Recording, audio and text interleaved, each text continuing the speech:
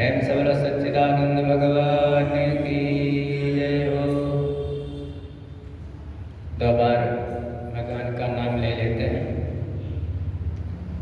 कृष्ण गोविंद गोविंद गोपाला कृष्ण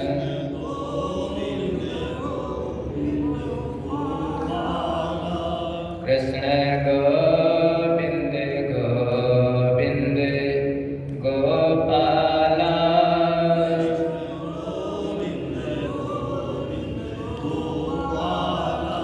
कृष्ण मुरली मनोहर नंद लाला कृष्ण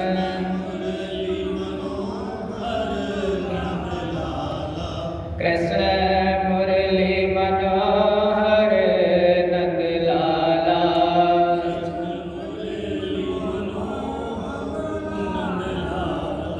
कृष्ण गोविंद गोविंद गोपाला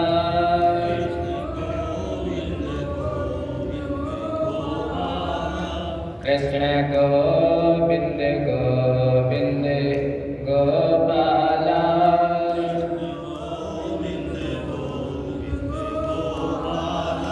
कृष्ण मुरली मनोहर नंद लाला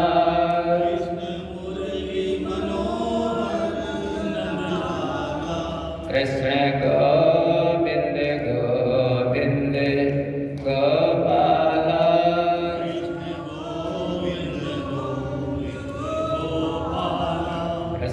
प्रेम से बोलो कृष्ण कन्हैया लाल की जय हो। राधा रानी सरकार की जय हो। शास्त्र में एक मंत्र आया, श्लोक आया, ब्रह्म सत्यम जगन मिथ्या जीवो ब्रह्मैव नापरः। ब्रह्म सत्यम जगत मिथ्या जीवो ब्रह्मैव नापरः। यदि इस संसार में कुछ सत्य है तो क्या है? हम लोग कहते सत्यनारायण भगवान। सत्यनारायण भगवान की कथा सुनते हैं।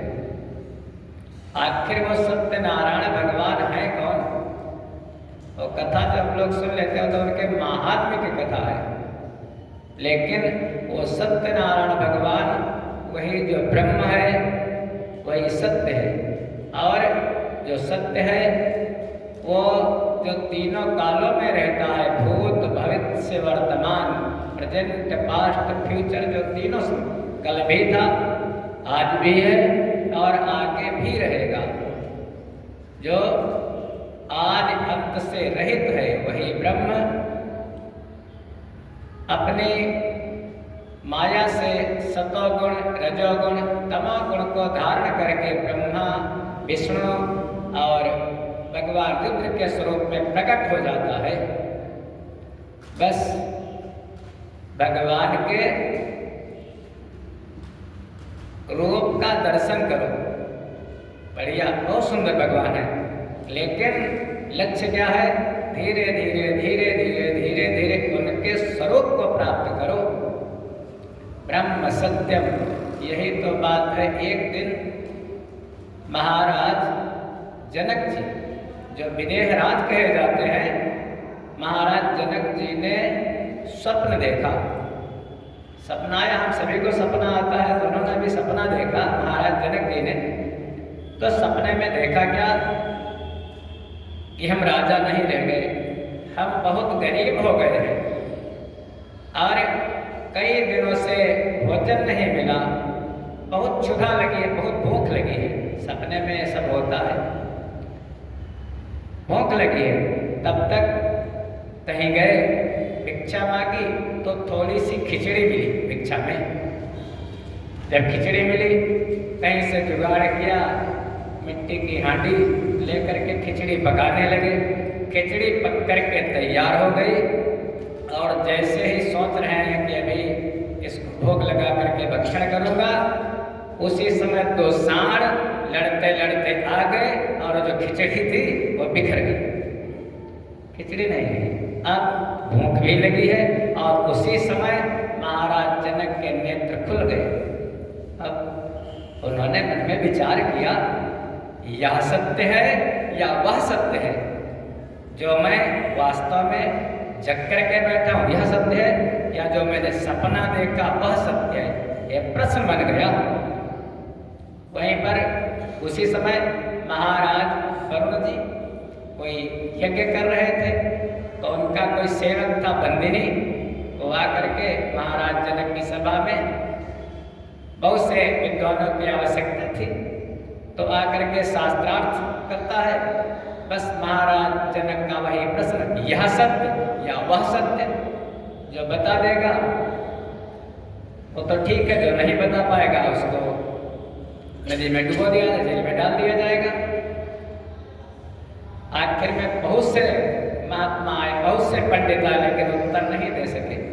एक ऋषि हैं जिन ऋषि का नाम है अष्टावक्र जी, महाराज कावड़ ऋषि के पुत्र हैं, इतने विद्वान हैं अष्टावक्र जी। लेकिन जैसे ही महाराज जनक की सभा में प्रवेश किया उन्होंने, तो जितनी प्रजा बैठी थी वो सारी प्रजा हंसने लगी देख करके, क्योंकि 8 जगह से टेढ़े। टेढ़े किस लिए हैं? जब ये बालक गर्भ में ही था मां के, तो जब पिताजी कावड़ जी हैं वो वेद मंत्रों का पाठ कर रहे थे और कुछ जरा सा मंत्र की ध्वनि में भेद हो गया। जब भेद हो गया तो बालक ने गर्भ से ही उत्तर दिया, पिताजी आप जो पाठ कर रहे हो ये पाठ भेद है, ऐसा है नहीं।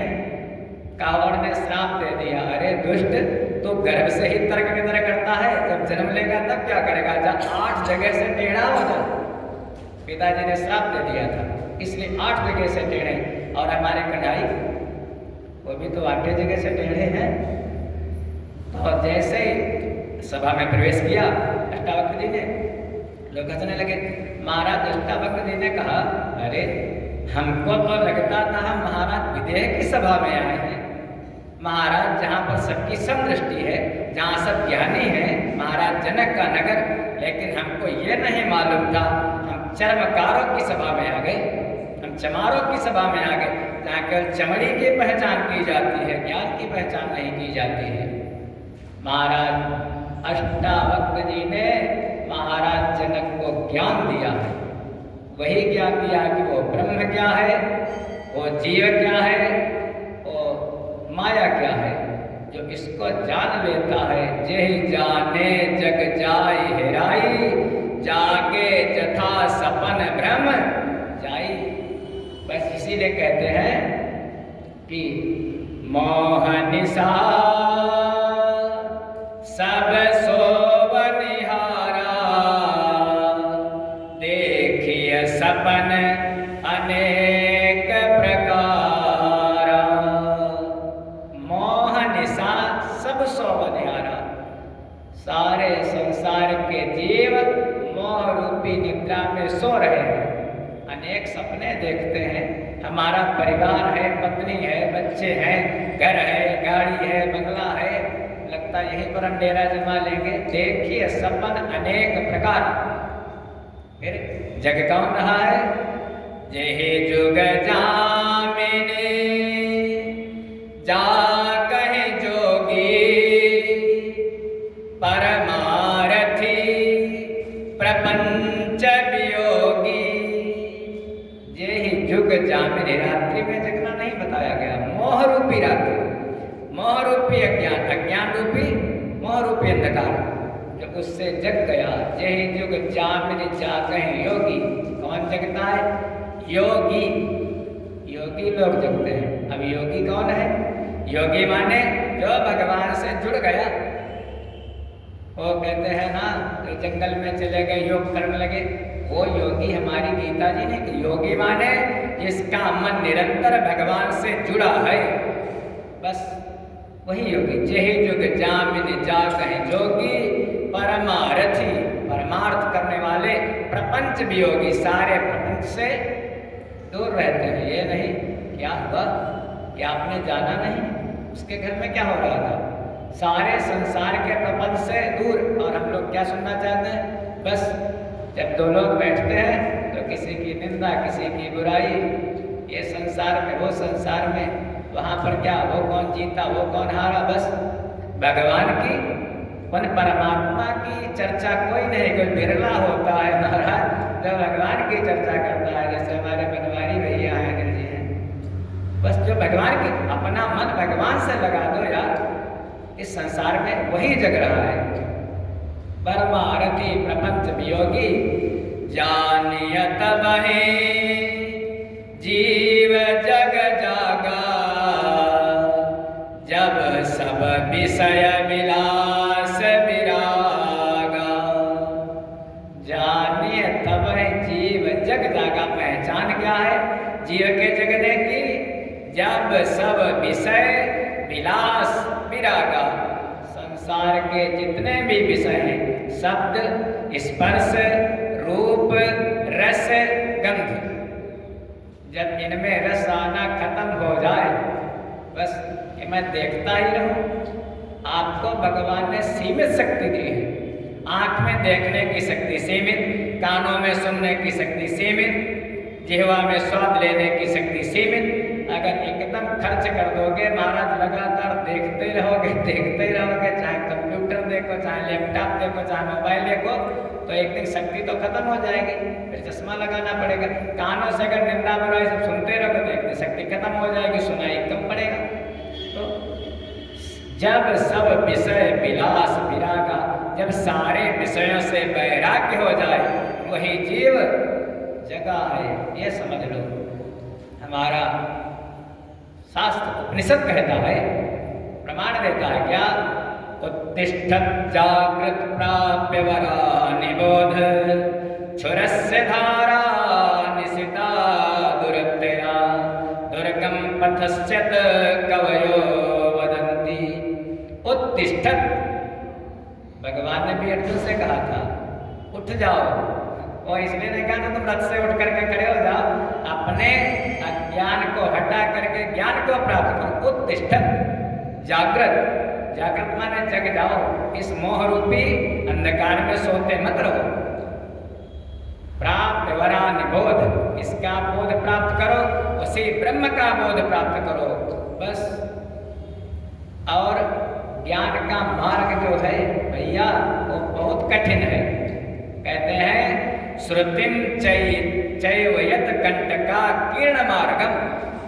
पहले जब हम लोग संघ में जाते थे, शाखा में प्रार्थना कराई जाती थी, नमस्ते सदा वत्सले मातृभूमे त्वया हिंदु में सुखम वर्धितो हम। उसी में आगे था श्रुतिम चैवयत कंटका कीर्ण मार्गम। लोग पढ़ लेते थे बस, लेकिन बोध कब हुआ, जब गुरुदेव की शरण में आए। क्योंकि श्रुतिम चैवयत, जो श्रुति, जो वेद का मार्ग है वो आसान नहीं है, कंटका कीर्ण मार्ग, कांटों से भरा हुआ है। भगवान अध्यात्म के जो साधना के पथिक होते हैं, उनके जीवन में महाराज सुख दुख आता जाता रहता, ज्यादा सुख नहीं आता है। इसलिए उत्तिष्ठत् जागृत प्राप्य वरा निबोध, क्षुरस्य धारा। ज्ञान के मार्ग पर चलना, भक्ति तो अलग बात है महाराज, चाहे जैसे भगवान की भक्ति करो, लेकिन ज्ञान का मार्ग, तो स्वामी जी ने सरल भाषा में लिख दिया रामचरितमानस में कि ज्ञान पंथ कृपाण कई धारा, परत खगेश होई नहीं बारा। जो ज्ञान का मार्ग है तो बहुत ही कठिन है। कैसे है, क्षुरस्य धारा निशिता दुरत्य, अस्तुरे की धार। पहले जब अस्तुरा होता था तो जब नाई लोग बचपन में बाल बनाने आते तब ब्लेड वगैरह नहीं होती थी, अस्तुरा होता था, उसमें धार तो वैसे ही होती थी, लेकिन फिर भी उसको वो कोई चमड़े का होता था, उस पर वो घिसता था ऐसे ऐसे करके। ऐसे ही जो ज्ञान का मार्ग है, अस्तुरे की धार पर चलना, तलवार की ज्ञान पंथ कृपाण कई धारा, तलवार की धार पर चलने के बराबर है। यदि कोई गिर गया ज्ञान के मार्ग से तो परत खगेश होय नहीं बारा। महाराज जो देवर्षि भगवान के परम भक्त हैं, ज्ञान के मार्ग पर चले, और वो भी महाराज किसी समय ऐसी भगवान की माया शिव चतुरानंद जाय डेराही। इसलिए ऐसा कर्म करो। हमारे यहाँ 4 सीढ़ियां बताई गई हैं। सनय सनय 2 मार्ग हैं हमारे सनातन धर्म में। एक मार्ग है श्रेय का और दूसरा मार्ग है प्रेय का। गुरुकुल में पहले जब बालक शिक्षा ग्रहण करने जाते थे तो गुरुदेव सारे वेदों को कंठस्थ करा देते थे, वेदों की शिक्षा, शास्त्रों की शिक्षा देते थे। और उसके बाद जब शिक्षा पूरी हो जाती थी तो बालकों का समावर्तन होता था। बेटा अब बताओ तुमको श्रेय का मार्ग लेना है या प्रेय का मार्ग लेना है। यदि कोई बालक कहता हमको श्रेय का मार्ग लेना है तो उसके लिए जो 2 मार्ग थे वो काट दिए जाते थे। मार्ग कौन कौन से हैं? एक है 4 आश्रम है, ब्रह्मचर्य, गृहस्थ, वानप्रस्थ, संन्यास। तो जो कहता हम श्रेय के मार्ग में चलेंगे तो ब्रह्मचर्य के बाद गृहस्थ और वानप्रस्थ खत्म, ब्रह्मचर्य के बाद सीधे संन्यास। लेकिन उसमें थोड़ा गिरने की संभावना रहती थी, क्योंकि 2 सीढ़ियां अगर आप छोड़ देंगे, वो जवानी की बात अलग है, लेकिन अब हम लोग पहले क्या होता था 2-2 सीढ़ी एक साथ में कूद जाते थे, छलांग लगा देते थे। लेकिन जो जरा सा भी अगर आपने सीढ़ी छलांग लगाने की कोशिश की तो बीच में कब गिर गए ये पता नहीं। इसलिए जो 4 सीढ़ियां हैं, ब्रह्मचर्य, गृहस्थ, वानप्रस्थ, संन्यास। गुरुदेव पूछते थे, कोई बालक कह देता था हम तो प्रेय का मार्ग अपनाएंगे, तो प्रेय का मार्ग ब्रह्मचर्य के बाद गृहस्थ, गृहस्थ के बाद वानप्रस्थ और वानप्रस्थ के बाद संन्यास। ये हमारी 4 परंपराएं हैं, 4 सीढ़ियां हैं साधना की। सनय सनय एक सीढ़ी से दूसरी सीढ़ी पर जाना है, छोड़ना नहीं है। इस प्रकार से जो ज्ञान के मार्ग पर चलता है, ब्रह्म सत्यम जगत मिथ्या जीवो ब्रह्मैव न परः, वही इस संसार से भवसागर से तर जाता है। वो परब्रह्म परमेश्वर अपने थोड़ा स्वरूप से नीचे आते हैं, सतोगुण रजोगुण तमोगुण को धारण करके ब्रह्मा विष्णु महेश के रूप में आ जाते हैं। एक दिन इसी प्रश्न को पूछा है देवर्षि नारद जी ने। किससे पूछा? अपने पिताजी से पूछा। नारद जी ने कहा, प्रभु देव देव नमस्तेषु भूत भावन पूर्वज तद विजानीह यद ज्ञानम आत्म तत्व निदर्शनम। प्रभु देव देव नमस्तेषु, पिताजी मैं तुमको प्रणाम करता हूँ। पिताजी आप तो जगत पिता हैं, मुझको वह ज्ञान दीजिए जिससे आत्म साक्षात्कार हो जाता है, जिससे ब्रह्मात्मिक बोध हो जाता है।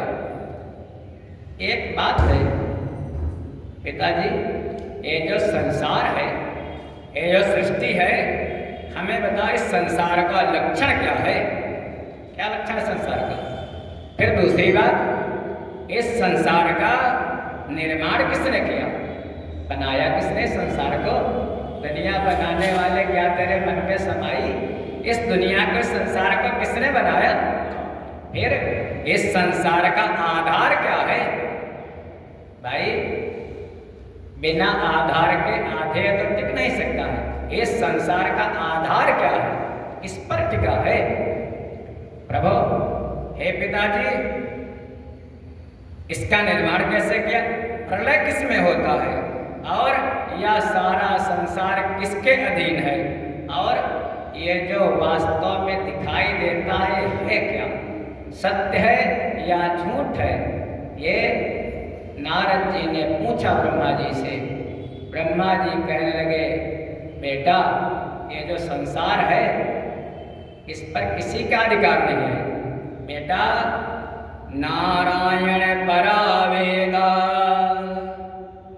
देवा नारायणं गजः नारायण परा लोका नारायण परा मखा नारायण परो योगो नारायण परं तपः नारायण परं ज्ञानम नारायण परां गति। इस सारे संसार के मूल में नारायण है। नारायण से परे कुछ नहीं। विष्णु वही व्यापक, जो सारी सृष्टि में व्यापक है, वही भगवान नारायण है, वही विष्णु है। उन्हें वही यज्ञ के स्वरूप है, उन्हीं के लिए यज्ञ की जाती है और उन्हीं के लिए तप किया जाता है। जो उनको प्राप्त कर लेता है वही संसार के विषय में जान लेता है। या ऐसे समझ लो, ईशावास्य उपनिषद उद्घोष करता है, ईशावास्यमिदं सर्वं यत् किंचित जगत्यां जगत् तेन त्यक्तेन भुञ्जीथा मा कृधा कस्य सिद्धनम्। ईशावास्यमिदं सर्वं, इस संसार में आपको जो कुछ भी दिखाई देता है, जहां तक आपकी दृष्टि जाती है, वो कौन है? कण कण में भगवान है महाराज। गोस्वामी जी ने बहुत सरल लिखा है, क्या? किसी राम मैं सब जग जाने करऊं प्रणाम जोरी जुग पानी। हे भगवान, हम लोगों में भी वो दृष्टि क्यों नहीं आ जाती है? यदि वही दृष्टि आ जाए तो फिर देश राग सब खत्म हो जाए। वो ही आत्मा तो सबके अंदर विराजमान है। कौन किसका मित्र है, कौन किसका शत्रु है, किसको दुख होता है, किसको सुख होता है, सब दृष्टि आ जाए। बस कहते हैं पंडिता समदर्शिना। पंडित तो भैया वही है जिसकी दृष्टि सम है। सुनि चाहिए सुना के जा पंडिता समदर्शिना। एक चींटी से लगा करके और हाथी तक, एक ब्राह्मण से लगा करके चांडाल पर्यंत, सब उसी परमात्मा का स्वरूप है। करम प्रणाम जोर जुग पानी ईशावास्यमिदं सर्वं। कैसे जाना जा सकता है? जैसे तार के अंदर विद्युत धारा, हम लोग कहते हैं बिजली आ गई, हम लोग उस प्रकाश, बिजली के प्रकाश को देखते हैं, लेकिन वास्तव में बिजली है क्या? बिजली का करंट क्या है? उस करंट का हम लोग अनुभव कर सकते हैं महाराज, हम उसको देख नहीं सकते। ऐसे ही उस परमात्मा का, परमात्मा तत्व का हम केवल अनुभव कर सकते हैं। हम उसको कहते हैं मन बुद्धि वाणी के द्वारा वो परमात्मा जाना नहीं जा सकता। वेद कहता है नायम आत्मा प्रवचनेन लभ्य न मेधया न बहुना श्रुतेन यमेवैष प्रणुते तेन लभ्य याते आत्मा तिरुणते तनु स्वाम। नायम आत्मा प्रवचनेन लभ्यो। कितना भी कथा सुनो, कितना भी प्रवचन सुनो, लेकिन वो परमात्मा महाराज आप उसको प्राप्त नहीं कर सकते। न मेधया, आप कितने भी बुद्धिमान हो, लेकिन उससे बढ़कर के परे हो। वो परमेश्वर बुद्धि का विषय नहीं है। बहुना श्रुते, वो श्रवण के द्वारा प्राप्त नहीं किया जा सकता। बस यमे वैस प्रणुते, आप उसका वर्ण करो। ओम भूर्भुवः स्वः तत्सवितुर्वरेण्यम्, उसका वर्ण करो। और जब आप उसका वर्ण करोगे तो परमात्मा भी आपको वर्ण कर लेगा महाराज, आपका उद्धार कर देगा। बस उसको तत्व से जानो। यत् किंचित जगत्यां जगत तेन त्यक्तेन भुञ्जीथा मा कृधा कस्य सिद्धनम्। और ऐसे या ऐसे समझ लो जैसे वायु, हम लोग हवा को तो कभी देखे नहीं है, कहते हवा चल रही है। हवा कैसे चले? जब पेड़ के पत्ते हिलते हैं तो हमको आभास होने लगता है हवा चल रही है, लेकिन हवा को नहीं देखा। वायु को हम लोग केवल स्पर्श का अनुभव प्राप्त करते हैं वायु की। ऐसे उस परमात्मा का अनुभव गम्य भजें जहि संता, अनुभव के द्वारा जाना जा सकता है वो ब्रह्म जो कण कण में व्यापक है कहाँ? वही जो आत्मा है, परमात्मा है, कुछ भी कह लो। ब्रह्मा जी कहने लगे देवर्षि बस बेटा नारद, यहाँ पर न कोई कुछ करता है और न कुछ कोई किसी से कराता है, न कोई किसी को मारता है, न कोई मरता है क्या? हम बिना परमात्मा की मर्जी उनकी प्रकृति के अधीन है। प्रकृति के मानान गुण कर्माणि सर्वसा, कुछ नहीं कर सकते। ब्रह्मा जी उपदेश कर लगे नारद जी को क्या कि इस संसार की गतिविधियां पर नहीं अधिकार किसी का है, जिसको हम परमात्मा कहते यह सब खेल उसी का है। इस संसार की गतिविधियों पर नहीं अधिकार किसी का है, जिसको हम परमात्मा कहते या सब खेल उसी का है। क्षण भर को भी नहीं छोड़ता, सदा हमारे साथ में है। क्षण भर को भी नहीं छोड़ता, सदा हमारे साथ में है।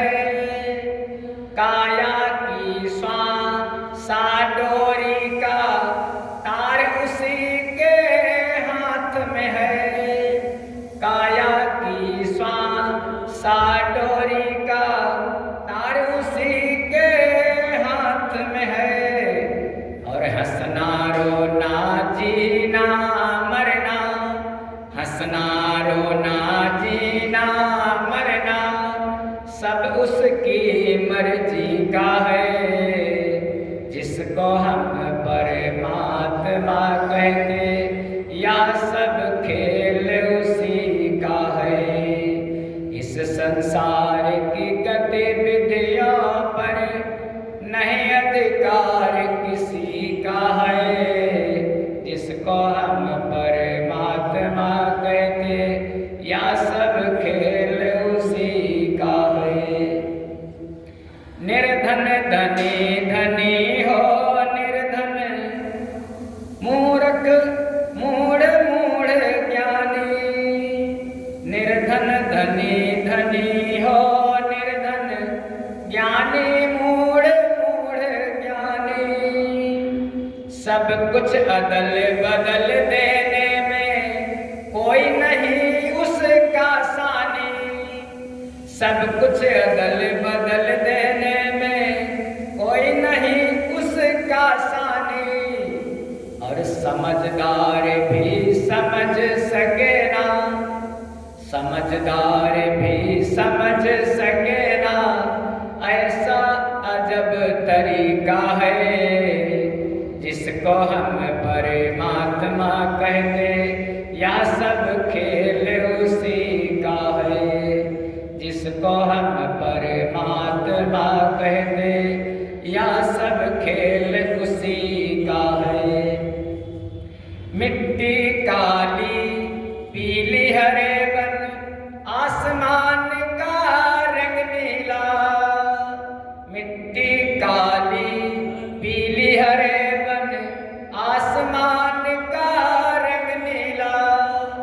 सूर्य सुनहरा चंद्रमा शीतल यह सब प्रभु की लीला। सूर्य सुनहरा चंद्रमा शीतल यह सब प्रभु की लीला। और सबके भीतर स्वयं छिप गया, सबके भीतर स्वयं छिप गया। सृजनहार सृष्टि का है, जिसको हम परमात्मा कहते या सब खेल उसी का है। जिसको हम परमात्मा कहते या सब खेल उसी का है। हर क्षण यदि आनंद अगर सुख चाहो तो मानो शिक्षा। हर क्षण यदि आनंद अगर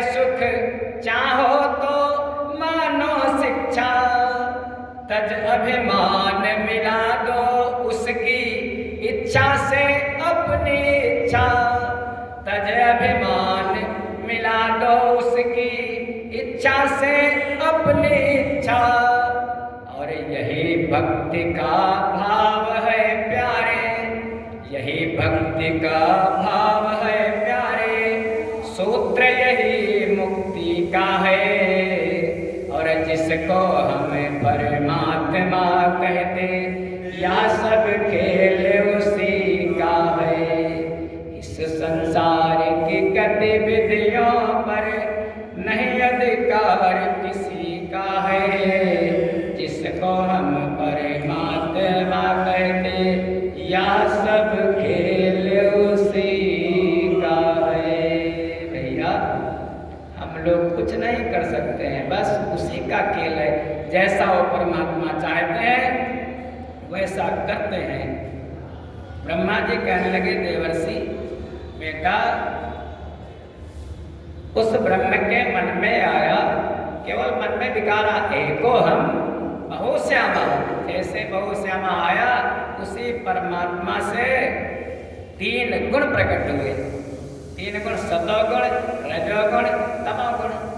उसके बाद महातत्व, महातत्व के बाद 5 महाभूत, आकाश, आकाश के बाद वायु, वायु के बाद तेज, तेज के बाद जल और जल के बाद पृथ्वी। 5 महाभूत और 5 महाभूतों के 5 गुण। और उसी के बाद उस परमात्मा ने हमसे कहा आकर के विपुली गुरु, इस संसार का, इस सृष्टि का सृजन करो, इसको आगे बढ़ाओ, इसका विस्तार करो। वो परमात्मा प्रकट हो गए नारायण के रूप में और हमसे हाथ मिलाया और हाथ मिला करके 4 श्लोकों का हमको उपदेश किया। केवल 4 उपदेशों में, उसी को कहते हैं हम लोग चतुश्लोकी भागवत। जो मुख्य है भागवत तो यही है। उस परमात्मा ने नारायण ने हमसे कहा अहमेवास्मेवाग्रे नान्यद् सदसत् परं पश्चादहं यदेतच्च यो अवशिष्येष सोऽस्म्यहम्। अहमेवास्मेवाग्रे नान्यद् सदसत् परं। हे ब्रह्मा, जहाँ तक सृष्टि के पहले भी मैं था। हे ब्रह्मा, जब सृष्टि का निर्माण नहीं हुआ था तब भी मैं था। और जहाँ तक सृष्टि दिखाई देती है तुमको, वहाँ तक मैं हूँ। सृष्टि के आदि में भी था, सृष्टि के अंत में भी, और जब तक सृष्टि रहेगी तब तक रहूँगा, और जब सृष्टि नहीं रहती है तब भी मैं रहता हूँ। मेरे अतिरिक्त स्थूल सूक्ष्म कारण कुछ नहीं है। इस दृष्टि से जो दिखाई देता है वही केवल प्रलय के बाद में बचता है। ना तो मैं स्थूल हूँ, ना तो मैं सूक्ष्म हूँ, और स्थूल और सूक्ष्म का जो कारण है वो भी मैं नहीं। 3 अवस्थाएं, जागृत, स्वप्न और सुषुप्ति, इन तीनों अवस्थाओं से मैं परे परे हूँ। इन तीनों अवस्थाओं का मैं केवल साक्षी मात्र हूँ। इतेरथम यत प्रतीयेत ना प्रतीयेत चात्मनि। हमारे अतिरिक्त इस संसार में जो भी ब्रह्म के अतिरिक्त दिखाई देता है वो केवल उसकी प्रतीति मात्र होती है। बस कैसे प्रतीत होते? मृग मरीचिका के जैसे है, कुछ नहीं। लेकिन हम लोगों को केवल दिखाई देता, इसीलिए कहते हैं ब्रह्म सत्यम जगत मिथ्या है, नहीं, केवल भाषित होता है। कैसे? राजस्थान में कभी चले जाओ, बनवारी जी के इधर हम गए उधर, और जब ज़्यादा जहाँ पर रेगिस्तान है, बालू ही बालू है, और इस जेठ आषाढ़ की दोपहरी में जब बालू तपती है ना, तो रेगिस्तान में कैसा लगता है? आगे जल भरा है। या रोड पर निकलो गर्मी में तो ऐसा लगता है आगे लहर उठ रही है जल्दी। क्या वहाँ पर पानी होता है? पानी होता नहीं। लेकिन मृग मृग बेचारा हिरण जो है, शायद फिजिक्स में भी यही पढ़ाया गया था पहले। मृग ये जानता है कि आगे जल भरा है, वो जब दौड़ करके वहां जाता है तो वहां पर भी वही रेत, फिर आगे उसको लगता है आगे जल भरा है, फिर वहां भी आगे जाता है तो वहां पर भी रेत। ऐसे वो मृग बेचारा जल ढूंढते ढूंढते अपने प्राण गवा देता है। ऐसे ही हम लोग संसार में क्या देखते हैं, आगे जाएंगे तो सुख मिलेगा, फिर आगे बढ़ेंगे सुख मिलेगा, फिर जल रूपी सुख मिलेगा, लेकिन सुख को ढूंढते ढूंढते महाराज ये जीवन समाप्त हो जाता है। इसीलिए मृग मरीचिका के जैसे जैसे कभी जब नेत्र में दोष होता है तो दो चंद्रमा की प्रतीत होती है, ऐसा लगता दो चंद्रमा है जब नेत्रों में दोष होता है। ऐसे करके आंख दबा दो तो एक ही वस्तु दो रूप में दिखाई देती है। ऐसे ही ये संसार है, जैसे पंच महाभूतों से प्राणियों का शरीर बनता है और वह पहले से भी होते हैं। भाई पंच महाभूत तो पहले से भी है और उससे मनुष्य का शरीर बना और उसके बाद फिर वो शरीर शांत हो गया। एतावदेव जिज्ञास्यं तत्व जिज्ञासुनात्मनः अनवव्यक्तिरेकाभ्यां यत् स्यात् सत्य सर्वदः। कहते हैं यह ब्रह्म नहीं है, यह ब्रह्म नहीं है, ऐसे निषेध करके और यही ब्रह्म है, यही ब्रह्म है, इस प्रकार से महाराज उस ब्रह्म की व्याख्या करके उसी ब्रह्म को जाना जा सकता है। और है कैसे? वो ब्रह्म अनुमान प्रमाण का विषय है, प्रत्यक्ष प्रमाण का विषय नहीं। जैसे बहुत से लोग कहते हैं मैं तो प्रत्यक्ष मानता हूँ, मैं प्रत्यक्ष देखूंगा तब मानूंगा। तो वो लोग भाई जैसे हमारे माता पिता हैं जो कहे मैं अनुमान प्रमाण को नहीं मानता हूँ, तो फिर अपने माता पिता को भी ना माने। माता पिता भी तो हमारे अनुमान प्रमाण हैं, हमको क्या मालूम हमारी माँ कौन है, हमारे पिता कौन है। वो तो अनुमान, ऐसे ही वो ब्रह्म अनुमान प्रमाण का विषय है। कैसे? अनवव्यक्तिरेकाभ्याम, ये जो है न्याय दर्शन का सिद्धांत है। जैसे धुएं को देख करके हम लोग आभास कर लेते हैं, जैसे जंगल में कहीं पर धुआं उठ रहा है या शहर में कहीं पर धुआं उठ रहा है तो हम लोग आभास कर लेंगे कि वास्तव में अग्नि वहां पर चल रही होगी। ऐसे ही वो ब्रह्म को हम लोग जान सकते हैं। अनवव्यक्तिरेकाभ्याम यत् स्यात् सत्य सर्वदा, उसी को जानो ब्रह्म सत्यम जगन मिथ्या। नारद जी ने कहा पिताजी अच्छा फिर वो ब्रह्म सृष्टि की रचना कैसे करता है? तो कहने लगे जब सृष्टि की रचना होती है तो सबसे पहले जो दो परमाणु मिलकर के एक अणु बनता है। जब दो परमाणु मिले आपस में तो एक अणु बना, और जब तीन अणु आपस में मिल जाते हैं तो उसको त्रसरेणु कहते हैं। तीन अणु मिलने पर कभी कभी आज तो भगवान सूर्य नहीं दिखाई दे रहा है, वैसे जब भगवान सूर्य प्रातःकाल निकलते हैं तो पेड़ों के बीच से या झरोखों से उनकी किरणें आती हैं और उन किरणों में छोटे छोटे कण दिखाई देते हैं लोगों को, छोटे छोटे। तो वो जो छोटे छोटे कण होते हैं उसी को हम लोग कहते हैं त्रसरेणु, उसी को कहते हैं। दो परमाणु बराबर एक अणु और तीन अणुओं के बराबर एक त्रसरेणु। तीन त्रसरेणुओं को पार करने में भगवान सूर्य को जितना समय लगता है, भगवान सूर्य के प्रकाश को तीन त्रसरेणुओं के पार करने में जितना समय लगता है, उसको, उस काल को, उस समय को शास्त्र में जो ज्योतिषी लोग होते हैं ज्योतिष में उसको एक वेद कहा जाता है। फिर तीन वेद जब मिल जाते हैं, तीन वेद के बराबर एक लव कहा जाता है। फिर तीन लव के बराबर एक निमेष कहा जाता है। कहते ना निम, जितनी हमारी पलक झपकती है निमेष कहा जाता है। फिर तीन निमेष का, जब तीन निमेष मिलते हैं उसको एक क्षण कहते हैं। फिर एक जब पांच क्षण एक जगह पे इकट्ठे होते हैं तो उसको एक काष्ठा कहा जाता है। फिर 15 काष्ठा का एक लघु होता है और 15 लघु के बराबर एक नाड़िका कही जाती है। 2 नाड़िका के बराबर एक मुहूर्त कहा जाता है। जैसे कहते हैं पंडित जी मुहूर्त देखो, तो 2 नाड़िका के बराबर एक मुहूर्त होता है।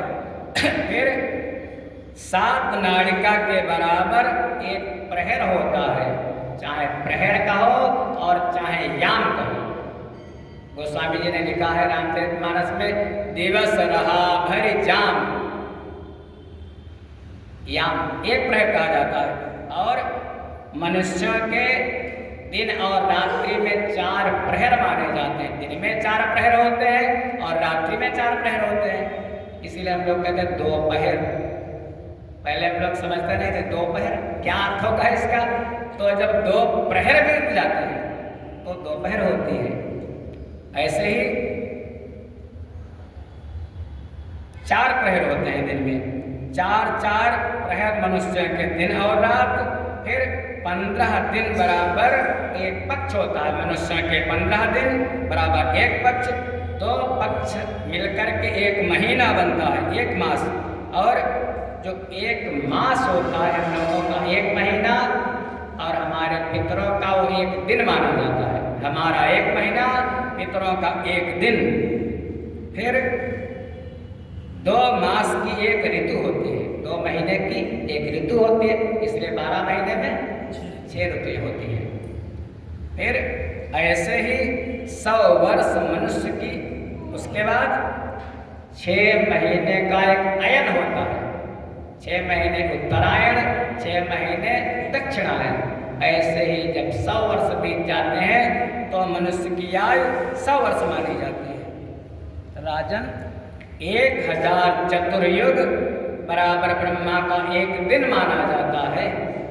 1000 चतुर्युगी जब एक बार में बीत जाती है तो ब्रह्मा का 1 दिन, 1000 चतुर्युगी बराबर ब्रह्मा का 1 दिन। और ब्रह्मा का 1 दिन बराबर 1 कल्प। 1 कल्प में 14 मनु होते हैं, मनु 14 मनु 1 कल्प में। इस समय जो मनु चल रहे हैं, कभी चाक्षुष मनु रहे हैं, कभी रेवत मनु रहे हैं। ऐसे इस समय जो संकल्प जब पंडित जी पढ़ा करें तो ध्यान से सुना करें। जब संकल्प पढ़ते हैं तो कहते हैं हरि ओम तत्सत् विष्णु विष्णु विष्णु अद्य ब्रह्मणो तृतीय परार्थे श्री श्वेत वाराह कल्पे वैवस्वत मनवंतरे। आ गया नाम, वैवस्वत नाम के मनवंतर है। इस समय जो मनवंतर चल रहा है, 14 मनु 1 दिन में, ब्रह्मा जी के 1 दिन में 14 मनु आ जाते हैं। तो इस समय कौन मनवंतर चल रहा है? वैवस्वत मनवंतर। फिर ऐसे ही ब्रह्मा जी का दिन समाप्त होने पर सारी सृष्टि उन्हीं ब्रह्मा जी में लीन हो जाती है। फिर रात्रि में ब्रह्मा सो जाते हैं। ऐसे ही ब्रह्मा जी की आयु जो दिव्य है वो 100 वर्ष मानी जाती है। ब्रह्मा जी की आधी आयु को परार्ध कहते हैं। ब्रह्मा जी की जो आयु 100 वर्ष और ब्रह्मा जी की आधी आयु परार्ध कहा जाता है। और इस समय जो अभी संकल्प में आया था, द्वितीय परार्धे ब्रह्मा जी की आधी आयु बीत चुकी है, द्वितीय परार्ध चल रहा है। इस प्रकार से प्रकृति और जो कल्प चल रहा है वो कल्प चल रहा है 12 कल्प। प्रकृति, महत्तत्व, अहंकार, पंच तन्मात्रा, 8 प्रकृतियों सहित 10 इंद्रियां, मन और तथा इसके चारों तरफ 10-10 गुने आवरण, उनके बीच यह परमाणु जैसा जो ब्रह्मांड है वो दिखाई देता है। केवल जैसे नाभिका इतना बड़ा हम लोगों को दिखाई देता ब्रह्मांड, भाई इसी ब्रह्मांड में तो भारत है, इसी ब्रह्मांड में अमेरिका है, इसी में पूरे जितने भी देश हैं, इसी ब्रह्मांड में स्वर्ग भी है, नरक भी है, सब कुछ इसी में है। ऐसे ही ब्रह्मांड है कितना बड़ा, कि परमाणु के जैसा है। इसीलिए कहा जाता है ऐसे पता नहीं कितने ब्रह्मांड उसी ब्रह्म के अंदर रहते हैं। कहते हैं इसीलिए भगवान का नाम अखिल कोटि ब्रह्मांड नायक। जब महाराज काकभुसुंडी जी भगवान के मुख में गए थे, तो यही तो उन्होंने कहा है, एक एक ब्रह्मांड महु रहाऊं कल्प सत एक, एहि विधि देखौ निरतमय ब्रह्म कटाह अनेक। एक एक ब्रह्मांड में, ये मत समझ लेना कि भगवान की सृष्टि इतनी बड़ी है, पता नहीं सब उन्हीं की महिमा, सब उन्हीं की माया, बस उनको तत्व से जान लो और भवसागर से पार हो जाओ। इस प्रकार से है क्या? है कुछ नहीं, ये केवल ब्रह्मा जी ने मन में सोच लिया है। ब्रह्मा जी की मानसिक सृष्टि है। जैसे आप लोग कोई कार्य करते हो तो पहले उसका खाका खींचते हो मन में, वो मकान तो बाद में बनता, काम बाद में बनता। ब्रह्मा जी ने केवल मन से बनाया है, मानसिक सृष्टि है। सबसे पहले अब ब्रह्मा जी ने सबसे पहले अविद्या, अविद्या के बाद अस्मिता माने मोह राग द्वेष, उसके बाद अभिनिवेश। लेकिन ब्रह्मा जी को जब शांति नहीं मिली तब ब्रह्मा जी ने सृष्टि की रचना की। सबसे पहले क्या बनाया? सनकम च सनंदनम सनातनमथा प्रभु सनत कुमारम मुनिभि क्रिया ऊर्ध्वरे दशः। ब्रह्मा जी के मन से महाराज सनत कुमार उत्पन्न हुए। ब्रह्मा जी ने कहा बेटा सृष्टि करो, एक दिन चर्चा की थी शायद हमने। उन सनत कुमार ने, सनकादि ने ब्रह्मा की बात नहीं मानी। जब ब्रह्मा की बात नहीं मानी तो ब्रह्मा जी को आ गया क्रोध। जब क्रोध आ गया, जैसे ही क्रोध आया तो ब्रह्मा जी के भ्रकुटी के द्वारा ब्रह्मा जी की दोनों भावों के बीच से एक भगवान का अवतार हुआ। प्रेम से बोलो रुद्र भगवान की। क्रोध से रुद्र की उत्पत्ति हुई। अब रुद्र से कहा सृष्टि करो। रुद्र भगवान सृष्टि करने लगे। तो जैसे भगवान रुद्र हैं जो कि क्रोध से उत्पन्न हुए थे, जैसे हैं वैसे ही। किसी के तो महाराज 10 सिर लगा दिए, किसी के एक भी सिर नहीं है, किसी के 20 आँख हैं, किसी के एक भी आँख नहीं है, किसी का हाथ नीचे, किसी का पैर नीचे। ब्रह्मा जी ने कहा बेटा ये ठीक नहीं है ऐसे। अब ब्रह्मा जी को अच्छा नहीं लगा तो कहने लगे अब तुम्हारे बस के जैसे जब बेटा काम नहीं कर पाता है तो पिताजी कहते हैं जाओ हम कर लेंगे। ब्रह्मा जी ने कहा अब चलो हम ही कर लेंगे, तुमसे नहीं होगा, लेकिन ये रचना जो तुमने सृष्टि की है ये ले जाओ। क्योंकि अनादि अनंत है भगवान रुद्र, तो उनके गण इत्यादि वो भी उनके जैसे उनको लेकर के चले गए। उसके बाद ब्रह्मा जी ने 10 पुत्रों को उत्पन्न किया। मरीचि अत्रि अंगिरसौ पुलस्त्यः पुलः क्रतुः भृगो वसिष्ठो दशश्च दशमस्तत्र नारद। ब्रह्मा जी की गोद से नारद, अंगूठे से दक्ष, प्राण से वशिष्ठ, त्वचा से भृगु, हाथ से क्रतु, नाभि से पुलह, कान से पुलस्त्य, मुख से अंगिरा, नेत्र से अग्नि और मन से मरीच उत्पन्न हो गए। ब्रह्मा जी के शरीर से दाएं स्तन से धर्म की पत्नी मूर्ति से नर नारायण भगवान का अवतार हुआ और ब्रह्मा जी की पीठ से अधर्म का जन्म हुआ, अधर्म से मृत्यु का जन्म हुआ।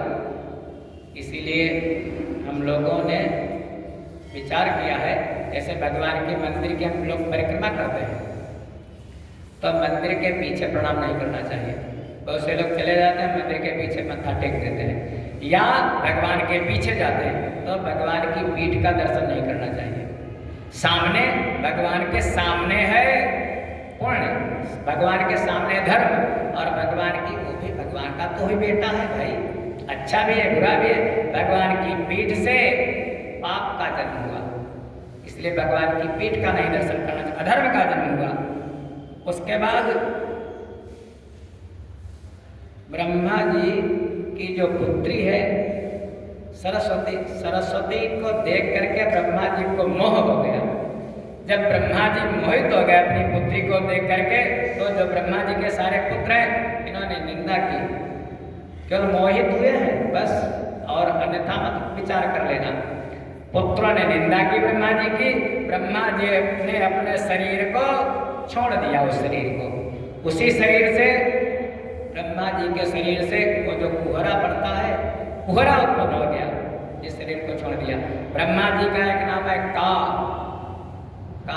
से इसीलिए ब्रह्मा जी से उत्पन्न होने के लिए योग को कहा गया काया, का नाम है। उसके बाद ब्रह्मा जी का शरीर, ब्रह्मा जी ने सोचा सृष्टि करो, ब्रह्मा जी का शरीर 2 भागों में विभक्त हो गया। बस वहीं से सृष्टि का क्रम चला। कौन कि स्वयंभू मनु अरु सतरूपा, स्वयंभू मनु अरु सतरूपा, तिन ते भई नर सृष्टि अनूपा, तिन ते भई नर सृष्टि अनूपा। स्वयंभू माने ब्रह्मा जी, ब्रह्मा जी के दाईं तरफ से मनु महाराज और बाईं तरफ से सतरूपा। सतरूपा माने जो 100 रूप बदल दे उसी को कहते हैं सतरूपा, प्रकट हो गए। अब ब्रह्मा जी ने कहा बेटा सृष्टि करो। मनु महाराज ने ब्रह्मा जी की बात मानी और मनु महाराज के 2 बेटे हुए, नृपोत्तान पाद सुततासु, ध्रुव हरि भगत भयो सुततासु, लघु सुत नाम प्रिय व्रतताहि, वेद पुराण प्रशंसहि जाहि। बहुत ही महाराज विद्वान थे, सप्तपुरीवती महिम, 7 पुरियों के राजा है महाराज थे व्रत। और जो 3 बेटियां हैं वो देवहूति पुनीता सुकुमारी, जो मुनि करदम कई प्रिय नारी। 2 बेटे ब्रह्मा जी के, क्या नाम मनु महाराज के, उत्तानपाद और प्रियव्रत। 3 बेटियां आकुति, देवहूति और प्रसूति। आकुति का विवाह कर दिया रुचि नाम के प्रजापति उनके साथ। आकुति और रुचि नाम के प्रजापति उनके द्वारा भगवान का एक अवतार हुआ। जब लोग यज्ञ किया करते हैं, यज्ञ भगवान का। फिर जो दूसरी बेटी है जिसका नाम देवहूति, देवहूति का विवाह कर दिया महाराज कर्दम जी के साथ। और कर्दम जी ने पहले विवाह करना नहीं चाहते थे। कर्दम जी ने शर्त रख दी थी कि जैसे ही हमारा पुत्र हो जाएगा वैसे ही संन्यास ले लूंगा। लेकिन परम भक्त थे भगवान के, बहुत लंबी कथा है कर्दम जी की। घोर तप किया और उसके बाद कर्दम और देवहूति के द्वारा 9 पुत्रियों का जन्म हुआ। और जो 9 पुत्रियां हुई, एक के बाद शर्त तो यही थी जब बेटा होगा तब संन्यास लेंगे। 9 पुत्रियों का 9 ऋषियों के साथ विवाह कर दिया। उसी से सारी सृष्टि आगे बढ़ी। और जो उनका पुत्र हुआ सबसे छोटा वाला वो कोई और नहीं था, भगवान नारायण का ही अवतार था। कपिल भगवान की सांख्य शास्त्र जिन प्रकट बखाना, जिन्होंने सांख्य शास्त्र की रचना की। और जिनकी माता जी हैं जिनका नाम देवहूति, माता देवहूति को उपदेश किया है, परमहंसों का उपदेश किया है माता देवहूति को। कर्दम जी जो चले गए थे। इस प्रकार से जो छोटी वाली बेटी है मनु महाराज की, जिनका नाम प्रसूति, प्रसूति का विवाह कर दिया एक प्रजापति है, जिन प्रजापति का नाम है दक्ष। प्रजापति आज करके भी जैसे सबसे बड़े वाले नेताजी, ऐसे महाराज दक्ष है। उनके साथ भगवान शिव का वह मनस्य हुआ किसी कारणवश और उनका अहंकार खत्म किया। इस प्रकार से सृष्टि चली। और उत्तानपाद के बेटे हुए ध्रुव। भागवत जी में 4 बातें, नाम रूप लीला धाम। और उसी भगवान के नाम को लेकर के ध्रुव भी मोक्ष प्राप्त करते हैं, अपनी जगह पे अटल हैं।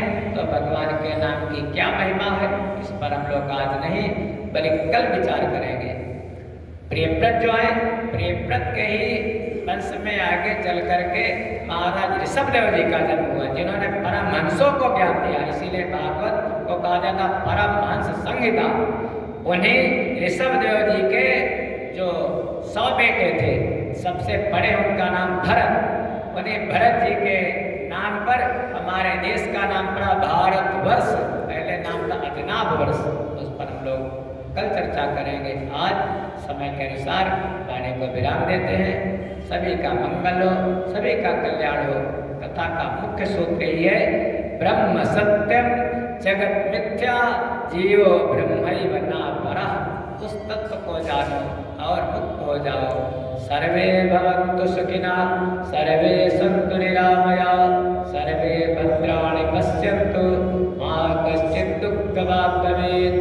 ओम पूर्णमदः पूर्णमिदं पूर्णात् पूर्णमुदच्यते पूर्णस्य पूर्णमादाय पूर्णमेवावशिष्यते। ओम शांति शांति शांति।